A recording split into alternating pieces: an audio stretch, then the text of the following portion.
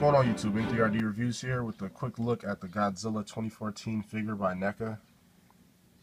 Here's the figure in packaging. The bottom says Godzilla with his tail running across. Image of the character in the back. Godzilla movie art up top. Be aware that when you guys pick these up in stores, you see I have some paint hitting the front of the packaging. Mine wasn't very secure. It's like kind of loose, so just be aware of that and make sure you don't have too much paint removed from the figure right here. But yeah, that's the front of the packaging. Here's a look at the back of the packaging. We have Godzilla, some helicopters. Here's a quick read up of the character as depicted in this film. You guys can pause and read up on that if you like. Image of the actual figure. There's a cityscape with Godzilla spikes popping out of the bottom. Bottom says Neca, Warner Brothers, Godzilla 60th Anniversary, Legendary, and Toho. Pretty much it for the back of the packaging. Alright, so we're going to take a second, get this guy out of packaging, and have a closer look at him. Stay tuned. Alright, so here we have the figure outside of packaging, and it is pretty nice. The only thing you have to do is assemble the tail piece right here. It's like a soft rubber, and it goes in fairly easy. Let's have a quick look at the head. See the detailing right there. Actually, she had about 10 of these on the shelf, so I picked out of like 4 to get the best eyes. They all were pretty good, but this one, I like how the eyes came out on this one. Some of the other ones, there was a lot more yellow, and it looked a little more like cartoony. And with this one, it looks a little more realistic.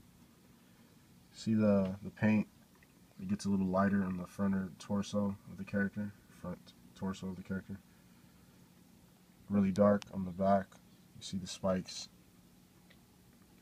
From a distance, it actually just appears to be one solid color. You can see it looks like just one solid dark color. When you get in close, you can see the lighter like olive and small bits of tan like in the creases. But yeah, the detailing's pretty nice for this figure. It cost 20 bucks. You see the wrinkles and the folds and the scales. Really nice. Alright, I'm recording this on my phone, so I can't get in too much detail inside of the mouth. This is the farthest that it opens up. It's like a soft rubber. But the detailing in the mouth is really nice. I don't know if you can see or not, but the tongue like sits above the bottom of the jaw. It's really small. He has a really small head. But yeah, the detailing is really nice in this figure, considering it's a $20 Neca figure. It's not a $60 to $80 SH martial arts, which also will be releasing one. So if you want to wait, you know, it's up to you. I'll probably be getting both, but for 20 bucks, you can't beat picking this one up. Here's his stumpy little feet. A lot of people have a problem with. They didn't look too bad in the trailer, so yeah, we'll see how that turns out. Here's a quick look at the back of the figure before we get into articulation. You can see the new spiking. It's actually unique spikes. They don't really resemble any of the other Godzillas too much. These a bit look like the older Godzilla, but some of these are like, yeah, they don't really look like anything. And they get really, really diminished on the tails, almost none on the tail, and then the tip has barely anything. Yeah. You see sort of the bulk of this guy. Some people were complaining that he was too fat, some of the Japanese fans, or some tweets or whatever. Well, he doesn't look too bad on the figure, at least.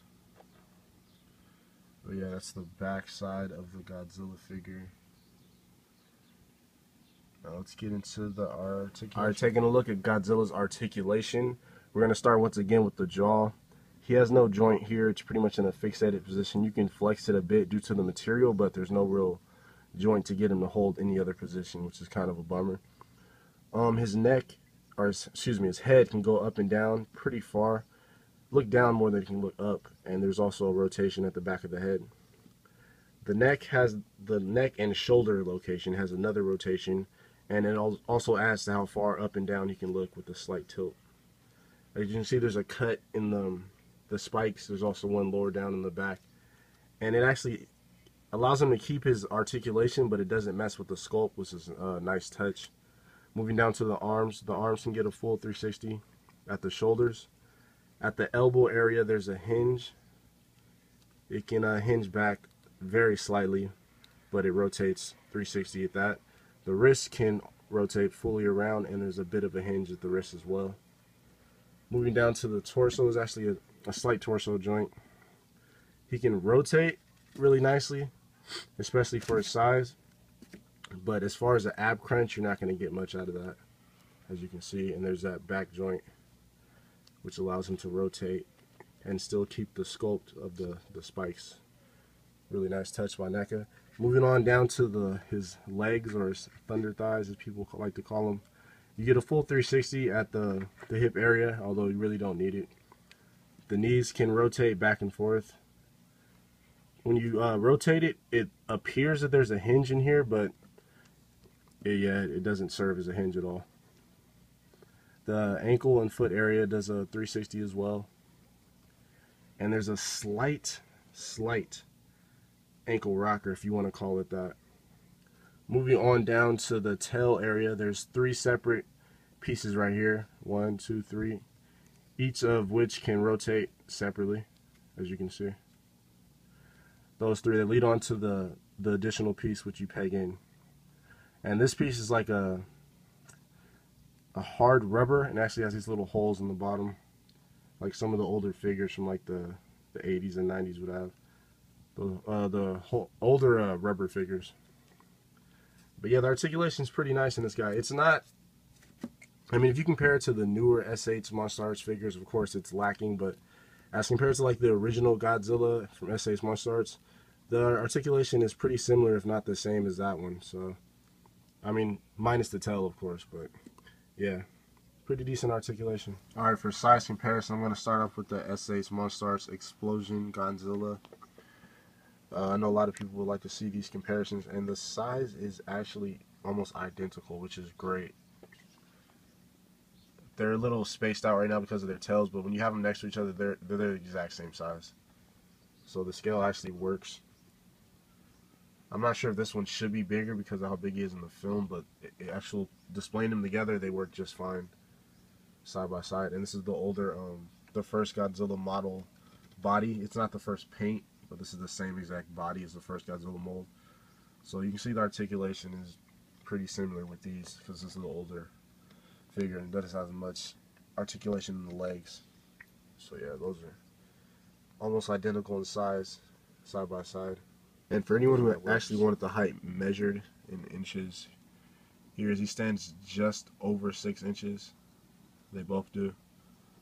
So yeah, if you wanted that. And a quick comparison with some other Godzillas. Here he is with the older Imperial 1985 Godzilla. I actually use them because they're actually almost the same size. And here he is with the Bandai American Godzilla 2000. And they're all pretty much roughly the same size. If you have these 2 figures, you can see how you would match. And here he is quickly with the 98 American Godzilla, just to see the 2 American film Godzillas side by side. They're not in scale with each other, but here's a quick look. You can see the difference, how bulky this one is, and the slim design they went with this one. But yeah, it's a quick side by side with the 98 American Godzilla. And for my Pacific Rim fans, here he is with the NECA 7-inch Jaegers, Crimson Typhoon, and Cherno Alpha. You can see their scale. He's shorter than both of them. And also very quickly, here he is next to 2 Kaiju, Knifehead, and Leatherback. As you can see, he's very undersized compared to the NECA Kaiju. Alright, so that's my review of the NECA 2014 Godzilla figure. Really quickly, I just posed him with the S8 Monster Arts Flame. We have no idea what his flame looks like in the film. I just wanted to see what it looked like on the figure. This is probably 90% inaccurate, but yeah, just wanted to see what it looked like. But yeah, the figure is a nice figure. I like it. I recommend you guys pick it up if you're a fan of Godzilla. Obviously, so far it's the best figure they've released, to me at least.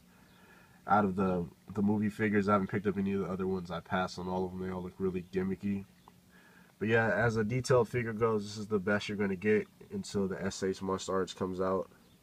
I'm not sure if anyone else will be making one. But yeah, pick it up. Again, I picked it up at Frank & Sons for 20 bucks. They should be hitting Toys R Us soon with the movie, releasing on Friday. But yeah, check it out. This is N3RD Reviews. If you guys like this review at all, please like, rate, subscribe, and stay tuned for more figure reviews. Thanks, guys.